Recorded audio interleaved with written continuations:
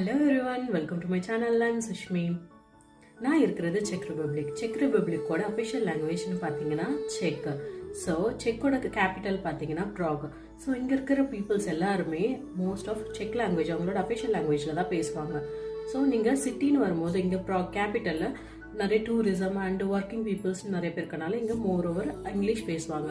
ஆனால் சிட்டியை தாண்டி நீங்கள் அவுட்ரு போயிட்டீங்கன்னா இங்கே யாருமே அந்தளவுக்கு இங்கிலீஷ் பேச மாட்டாங்க. ஸோ நீங்கள் ஒரு க்ராசரி ஷாப்ஸ்ன்னு போனால் கூட இங்கே எல்லாமே அவங்களோட லாங்குவேஜில் தான் வச்சுருப்பாங்க.